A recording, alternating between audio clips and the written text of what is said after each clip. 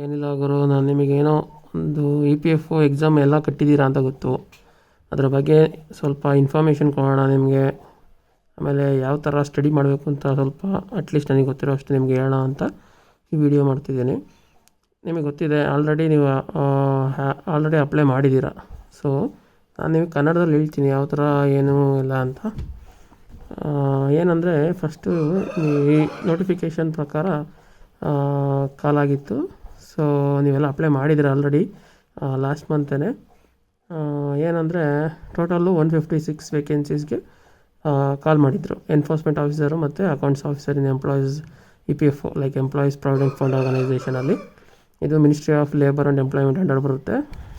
ಇದರಲ್ಲಿ ಬಂದುಬಿಟ್ಟು ನಿಮಗೆ ಅನ್ರಿಸರ್ವ್ ಬಂದುಬಿಟ್ಟು 78, E W S 01, O B C 42, S C 23, S T 12, P W D 09, ಅದು ಬಂದುಬಿಟ್ಟು ಹ್ಯಾಂಡಿಕ್ಯಾಪ್ಸ್ಗೆ.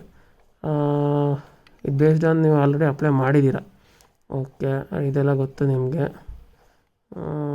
ಏನಂದರೆ ನಾನೇನು ಹೇಳೋಕ್ಕೆ ಬಂದಿದ್ದೀನಿ ಅಂದರೆ, ಇದು ನೀವೇನಾದರೂ ಇವಾಗ ಸೆಲೆಕ್ಟ್ ಆಗಿದ್ದೀರಾ ಅಂದರೆ 2 years ಪ್ರೊವಿಷನ್ ಇರುತ್ತೆ. ಅಲ್ಲಿ ವರ್ಕ್ ಮಾಡಿ ಆಮೇಲೆ ಆಗುತ್ತೆ. ಫಸ್ಟ್ ನೀವು ಈ ಎಕ್ಸಾಮ್ ಬಂದುಬಿಟ್ಟು ನಿಮಗೆ 300 ಮಾರ್ಕ್ಸ್ಗೆ ಇರುತ್ತೆ. 2.5 hours ಟೈಮ್ ಕೊಡ್ತಾರೆ ನಿಮಗೆ. 1/3 ಬಂದುಬಿಟ್ಟು ಕಟ್ ಆಫ್, ಅಂದರೆ ಕಟ್ ಆಫ್ ಅಲ್ಲ, ಇದು ನೆಗೆಟಿವ್ ಮಾರ್ಕ್ಸು. ನೆಗೆಟಿವ್ ಮಾರ್ಕ್ಸ್ ಬಂದುಬಿಟ್ಟು 1/3 ಇರುತ್ತೆ. ನೀವು ಹುಷಾರಾಗಿ ಲೈಕ್ ಕ್ವಶನ್ಸ್ನ ನೋಡ್ಕೊಂಡು ಮಾಡಬೇಕಾಗುತ್ತೆ. ನಾನು ನೋಡಿರೋ ಪ್ರಕಾರ ಲಾಸ್ಟ್ 5 years ಕಟ್ ಆಫ್ ಬಂದುಬಿಟ್ಟು 180, 170 ಪ್ಲಸ್ ಇರುತ್ತೆ ಎಲ್ಲದಕ್ಕೂ. ಎಸ್ ಸಿ ಎಸ್ ಟಿ ಬಿಟ್ಟು like O B C general ಇದಕ್ಕೆಲ್ಲ 170 ಪ್ಲಸ್ ಇರುತ್ತೆ. ನೀವು maximum like 90 to 100 questions attend ಮಾಡಲೇಬೇಕಾಗುತ್ತೆ. ನೋಡಿ, ಇಲ್ಲಿ 18th ಎಂಡ್ ಆಗಿದೆ, ನೀವೆಲ್ಲ ಅಪ್ಲೈ ಮಾಡಿದ್ದೀರ ಅಂತ ಗೊತ್ತಾಯಿತು. ಆಮೇಲೆ 2 years ಪ್ರೊವಿಷನ್ ಇರುತ್ತೆ, ಅದು ಎಲ್ಲ ಕಾಮನ್ನು. ಸಿಲೆಬಸ್ ಬಗ್ಗೆ ಬಂದರೆ ನೋಡಿ, ಜನರಲ್ ಇಂಗ್ಲೀಷ್ ಇರುತ್ತೆ. ಅಂದರೆ ಅದರಲ್ಲೆಲ್ಲ ನೀವು ಯಾವ ಥರ ವರ್ಡ್ಸ್ ಯೂಸ್ ಮಾಡೋದು, ಲೈಕ್ ಡ್ಯಾಶ್ಗಳು ಕೊಡ್ತಾರೆ, ಬಿಟ್ಟ ಸ್ಥಳ ತುಂಬಿ ಆ ಥರ. ಅದರಲ್ಲಿ ನೀವು ಗ್ರಾಮರ್ ಪ್ರಕಾರ ನಿಮ್ಮದು ಪ್ರೊನೌನ್ಸಿಯೇಷನ್ ಪ್ರಕಾರ ಫಿಲ್ ಇನ್ ದ ಬ್ಲ್ಯಾಂಕ್ಸ್ ಮಾಡಬೇಕು. ಆಮೇಲೆ ಇಂಡಿಯನ್ ಕಲ್ಚರ್, ಹೆರಿಟೇಜ್ ಮತ್ತು ಫ್ರೀಡಮ್ ಮೂಮೆಂಟ್ಸ್ ಬಗ್ಗೆ ಇರುತ್ತೆ. ಆಮೇಲೆ developmental issues and present tense in Indian economy, like ಯಾವ ಥರ ನಮ್ಮ ಎಕನಾಮಿ ಇವಾಗ ವರ್ಕ್ ಆಗ್ತಾಯಿದೆ, ಜಿ ಎಸ್ ಟಿ ಎಷ್ಟಾಗಿದೆ, ಎಷ್ಟು ಕಟ್ ಆಫ್ ಆಗಿದೆ, ಆಮೇಲೆ ಎಕನಾಮಿ ಇವಾಗ ಆರ್ ಬಿ ಐ ನಮ್ಮದು ಗ್ರೋತ್ ಎಷ್ಟು ಕೊಟ್ಟಿದೆ, ವರ್ಲ್ಡ್ ಎಷ್ಟು ಕೊಟ್ಟಿದೆ, ವರ್ಲ್ಡ್ ಸ್ಟ್ಯಾಟಿಸ್ಟಿಕ್ಸ್ ಪ್ರಕಾರ ಎಷ್ಟಿದೆ ಗ್ರೋತ್ ನಮ್ಮದು, ಅದೆಲ್ಲ ಕಾಮನಾಗಿ ಕೇಳ್ತಾನೆ. ಅದೆಲ್ಲ ಕರೆಂಟ್ ಅಫೇರ್ಸ್ ಬೇಸ್ಡ್ ಇರುತ್ತೆ ರೀಸೆಂಟಾಗಿ. ಆಮೇಲೆ governance and constitution of India ಇರುತ್ತೆ, ಅದು ನೀವು ಪೊಲಿಟಿ ಓದಿರ್ತೀರ ಅಂತ ಗೊತ್ತು. ಆಮೇಲೆ ಇನ್ನು general science and basic knowledge of computer application ಇರುತ್ತೆ. Basic knowledge of computer application ಅಂದರೆ ನಿಮಗೆ ಇವಾಗ ಕೀಸ್ ಯೂಸ್ ಮಾಡ್ಕೊಂಡು, ಇವಾಗ control F, control S, control Z, control M, ಈ ಥರ ಇವೆಲ್ಲ ಯೂಸ್ ಮಾಡ್ಕೊಂಡು ಏನೇನು ಆಗುತ್ತೆ. ಆಮೇಲೆ ಕೆಲವು ಹಾರ್ಡ್ವೇರ್ ಬಗ್ಗೆನೂ ಕೇಳ್ತಾರೆ, like C P U, RAM, C P U, hard disk, ಆಮೇಲೆ ಮಾನಿಟ್ರು, ಇದ್ರ ಬಗ್ಗೆನೂ ಕೇಳ್ತಾರೆ. ಇನ್ನು ಜನರಲ್ ಸೈನ್ಸ್ ಅಂದರೆ ಕಾಮನಾಗಿ ಯಾವ ಥರ ಕೇಳ್ತಾನೆ ಅಂದರೆ ಸೈನ್ಸ್ ರಿಲೇಟೆಡ್ಡು. ನೀವು ಬೇಸಿಕ್ ಸೈನ್ಸ್ ಓದ್ಕೊಂಡ್ರೆ ಆಯಿತು. ಏನಂದರೆ 12th ಕ್ಲಾಸ್ದು ಸೈನ್ಸ್ ಬುಕ್ ಇದೆ, ಅದು ಬೇಸಿಕ್ಸ್ ಓದ್ಕೊಂಡ್ರೆ ಆಲ್ಮೋಸ್ಟ್ ನೀವು ಕವರ್ ಮಾಡ್ದಂಗೆ ಆಗುತ್ತೆ ಎಲ್ಲದನ್ನು.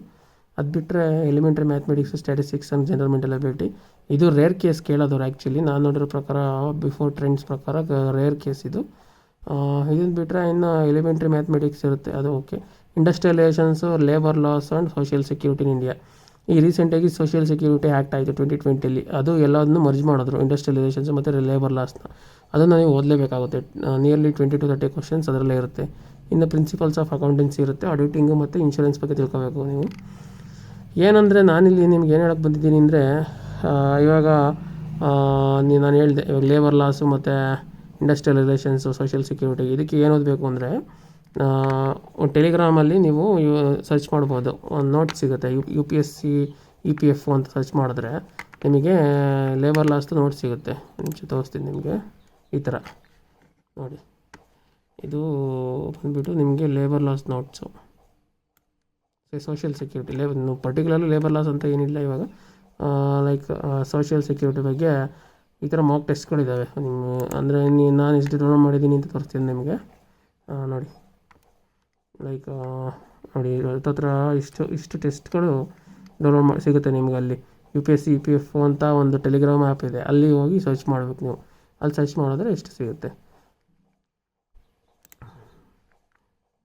ಆಮೇಲೆ ಅಷ್ಟೇ ಸ್ನೇಹಿತರೆ. ಇನ್ನು ಎಲ್ಲ ಎಕ್ಸಾಮ್ ಡೇಟ್ ಅನೌನ್ಸ್ ಆಗಿದೆ. ನವಂಬರ್ 31 ಎಕ್ಸಾಮ್ ಮಾಡ್ತಾರೆ ಅವರು ಅನೌನ್ಸ್ ಮಾಡಿಬಿಟ್ಟಿದ್ದಾರೆ ಆಲ್ರೆಡಿ. ಅದಂತೂ ಕನ್ಫರ್ಮ್ ಗುರುಗಳೇ. ಇಷ್ಟು ಹೇಳೋಕ್ಕೆ ಬಂದಿದ್ದೀನಿ. ಇನ್ನು ಕಂಟಿನ್ಯೂ ಮಾಡ್ತೀನಿ ಇನ್ಮೇಲೆ. ಎಲ್ಲ ಎಕ್ಸಾಮ್ಗಳದ್ದು ಏನೇನು ಸಿಲೆಬಸ್ ಇರುತ್ತೆ, ಯಾವುದೇ ಥರ ಓದಬೇಕು ಎಲ್ಲದನ್ನೂ ಹೇಳ್ತೀನಿ. ನನಗೆ ಸಪೋರ್ಟ್ ಮಾಡಿ. Thank you. This is my first vlog. ಮೊದಲನೇದಕ್ಕೆ ದಯವಿಟ್ಟು ನಿಮ್ಮ ಸಹಕಾರ ಇರಲಿ. ಧನ್ಯವಾದಗಳು.